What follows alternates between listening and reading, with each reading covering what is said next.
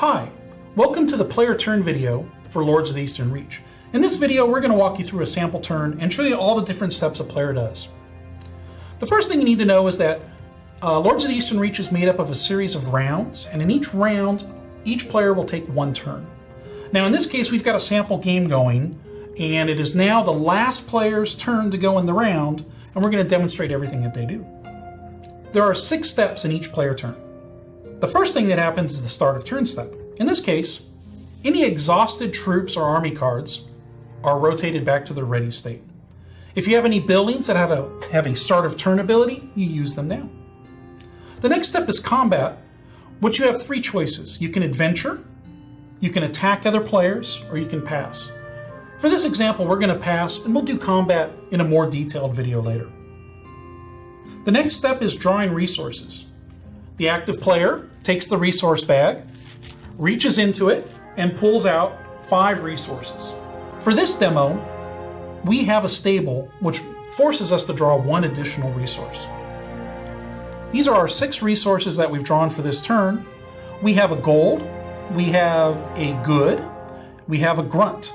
We also have a double grunt and a double good.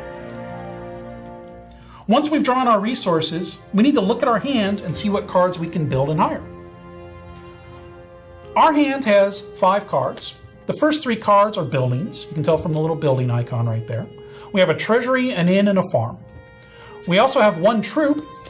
In this case, we have a craftsman, and we have a hero. So now we have to decide what cards we want to play. Well, we're limited. We can only have as many army cards as food.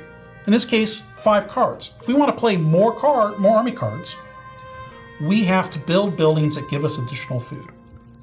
So looking at our hand, we notice we have a farm. It costs us 1 good, which we discard, and then we can play the farm, and now we have 1 additional food, and we could put down a 6th card. Let's play our craftsman, which will give us an additional building that we can build. So he's going to cost us 2 grunts and a gold. We'll discard those, and we'll add him to our army. Now once again, we're maxed out on our army, but we really like this hero. One of your options is you can destroy a card in play and send that to the discard pile. And then we can spend the 3 resources to hire this guy. Now, how are we going to get the 2 extra grunts that we need? Well, fortunately, we have an active player ability, which says once per turn, we can reach into the discard pool and pull out a gold. And then now we can use our market, which allows us to convert 1 gold into 2 other resources. In this case, we'll turn it into 2 grunts, giving us a total of 3 grunts that we can discard, and now we can play our hero. This leaves us with these 3 goods.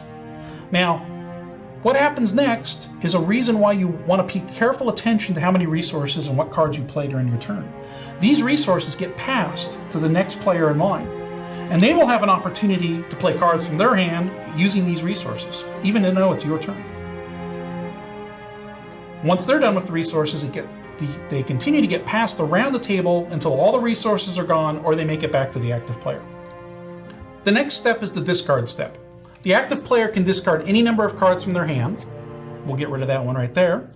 That way they'll be able to draw more cards during the draw step. Now in the draw step, starting with the active player, they're going to draw cards until they reach their hand size, which is normally 5. So we'll give this guy 4 more cards. The other players now draw back up to their hand size in case they played any cards this turn. After the discard step, a player's turn is normally done. However, we're the last player in this demonstration, and the last player has 1 final step that they have to perform. This is the event step. This is handled through the event die and the event die tile.